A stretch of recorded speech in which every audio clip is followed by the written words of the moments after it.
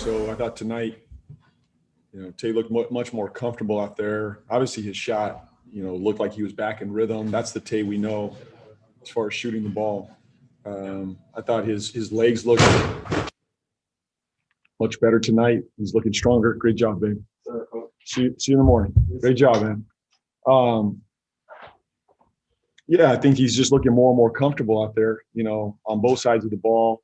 It's just great to have him back. It really is. I mean, it's just great for our team, the spirit, the leadership, the veteran. I look at him as a veteran now, to be honest. So, but physically, Rick, he looks better. And I think you saw it in the pop that he had in his shot and the ability to guard. He even got downhill a few times. So he looks much more comfortable out there right now. In your experience, is there much difference between somebody who has become accustomed to starting and adjusting to being effective off the bench?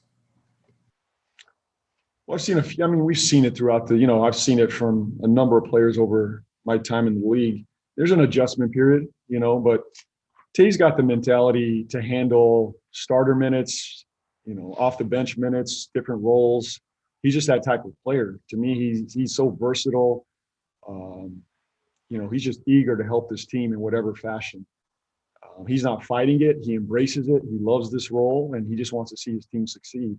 I think it's really about that embracement of the role, Rick, more than anything. It's not because if my mind is clear and free to play in that role, I'm going to be okay. And I think that's Tay right now. He feels comfortable in that role, and he's going to do what he can to help our group. But I've seen other players have a really hard time. I have no worries that Tay can't handle this role. Thanks. Wes Robinson. Hey, Coach, congrats on the win. Where did you guys see defensively to be able to have huge success tonight from long range? Yeah, I thought our defense was fantastic to start the game. It was effort, it was energy, it was communication, it was focus. This group was focused to start the game, and it really set the tone for the rest of the game. We lost our way a little bit there in the second quarter, but to start the third quarter, we picked it right back up. That starting group was fantastic tonight. They came out with the effort and the focus on the defensive end. I thought we did a great job on Norm Powell, who's been playing extremely well, and Boucher. Both those guys, they had our full attention tonight. Our guys were locked in, and I thought we did what we needed to defensively. Much better performance than we saw 2 nights ago. Richie? Hey, JB, kind of going off of Rick's question here, not just Devontae's role off the bench, but is this the role that you envision for him kind of within the offensive system since you guys have added LaMelo, maybe taking the ball out of his hands a little bit more and just, playing with the spacing within your system? Well, I think he's one of the guys, Richie, that can play on the ball and off the ball.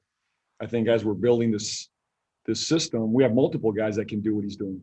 Tay's a guy that can play on the ball, off the ball. Malik, Terry, Melo, Gordon, and Tay's just another one of them. But, it just adds to the depth of our playmaking and shot making. And Tay's a big piece of that. You felt it tonight. I mean, he can be on the ball or he's spaced with Melo creating, getting downhill. And Tay's going to do it for him as well. Tay's going to get downhill and create for Melo. And we saw Melo knock down some catch and shoot corner threes, which we haven't seen a whole lot, but it's just a product of our offense and how we're doing it.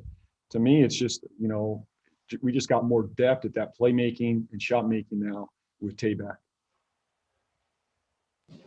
James Herbert. Hey, I'm guessing you haven't drilled the pump fake spin corner three. When LaMelo makes a move like that, what goes through your mind? What goes through my mind?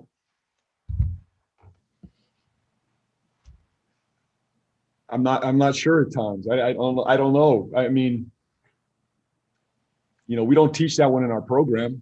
I don't know where he learned it from, but if it goes in, I just clap my hands and I say, let's go play some good defense. But he makes a number, James, you've been watching him for a while now. I mean, he makes a number of these plays. It's the spin, pass, behind the back, the corner three spin. He can spin, in the lane at the rim. He's just a unique player. He's very, very unique. But I love his maturity, his growth. you know, we had 30 assists tonight. The ball was moving. You know, I don't know if the group on here felt it, but the ball was constantly moving tonight. And it started with Melo, you know, coming out the gate, kick aheads, drive, kick, swing. He was a participant in that. He was a recipient of it as well in the corners. So I thought he was fantastic tonight. The entire group, you know, 30 assists, but the ball was moving. And we probably left a number on the table as well. We missed a number of open threes that we typically make, but I thought he was fantastic tonight. I know you were really looking forward to having fans back. Do you think that had something to do with the energy you guys came out with early on in the first quarter? No question. No question. Our guys felt it. I mean, you could feel it from the intros. Our guys were upbeat. Even Gordon's bounce. When he got to the rim and dunked that one, I said, all right, the fans must be back now. So it was a lot of fun. I mean, it was like NBA basketball is back. That's what it felt like tonight. For me, but mostly for my guys, our players were, they felt it and they played off of it. I think that the start to the game, 24-4, I think was the start, you know, or something like that. And it's a credit to the energy the fans brought, but more the focus our guys had as well. Thank you. Rod Boone. JB, you mentioned that first quarter there. You guys scored, I think, 44 points it was and hit, 11 threes or whatever it was. I mean, how much would you go back and show the team that kind of footage from that first quarter rest of the year when you have to teach a couple of points, I guess, out there as a coach? Yeah, well, they left me 28 turnovers to ding them on tomorrow. So I'll be able to coach them on those 28 turnovers. But the ball movement was fantastic. I mean, they came out, they set the tone with sharing it, moving it, getting great shots. We weren't getting good shots. We were getting great shots. And it's a product of them buying into our system and our ball movement and our spacing, everything we've talked about all season. I didn't think we were great against Detroit doing it. We hit it on it yesterday in film. We drilled it yesterday, and our guys executed it tonight. So we'll show a few of those. But now, Rod, really the challenge is, can we consistently play at this level? To me, the elite teams, the teams that are playing at that level, and for us to get to that level, we got to consistently see this type of ball movement and spacing. And that's the goal. That's the challenge right now. Josh Sims. Hey, JB, I think you guys are now 15-0 when having the lead heading into the fourth quarter. Can you talk about just the mindset you guys have and how you're able to clamp down and hold on to leads, which isn't necessarily easy in the league to do that?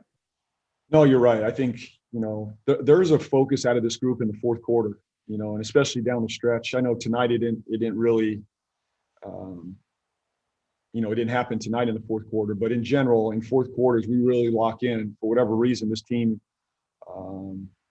values the fourth quarter. We're focused. We have great urgency. And I think it's a credit to our guys. We talk about it every single day in practice. We want to be a closing team, and for the most part, this team closes in fourth quarters, late game situations, and they deserve a lot of credit for amping it up there.